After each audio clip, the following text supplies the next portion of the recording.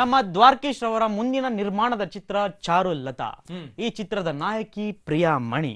ಈ ಚಿತ್ರ ತಮಿಳಲ್ಲಿ ಡಬ್ ಆಗ್ತಾ ಇದೆ. ತೆಲುಗುಲಿ ಡಬ್ಬಿಂಗ್ ರೈಟ್ಸ್ ನ ಆಲ್ರೆಡಿ ತೆಲುಗು ತಗೊಂಡಾಗಿದೆ. ಪರವಾಗಿಲ್ಲ ಕಣೋ, ಚಿತ್ರ ಇನ್ನು ಪ್ರೋಸೆಸ್ ಅಲ್ಲಿ ಇದೆ.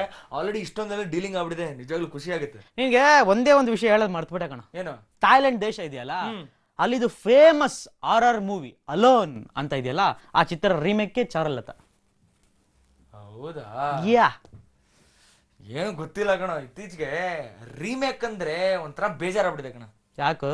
ಚಿತ್ರ ಚೆನ್ನಾಗಿರುತ್ತೆ, ಬಟ್ ಕನ್ನಡ ಇಂಡಸ್ಟ್ರಿಲಿ ಇತ್ತೀಚೆಗೆ ರೀಮೇಕ್ ಅನ್ನೋದು ಕೇಳಿ ಕೇಳಿ ಕೇಳಿ ಕೇಳಿ ತಲೆ ಕೆಟ್ಟೋಗ್ಬಿಟ್ಟಿದೆ. ತಲೆ ಕೆಟ್ಟೋಗಿದ್ರೆ ಬಾಚಿನ್ಗೆ ತಗೊಂಡು ನೀಟಾಗಿ ತಲೆನ ಬಾಚ್ಕೊ. ಈಗ ನೀವು 9ನೇ ಪೊಸಿಷನ್ ಅಲ್ಲಿ ಯಾವ ಸಾಂಗ್ ಇದೆ ಅಂತ ನೋಡ್ಕೊಂಬನ್ನಿ. T20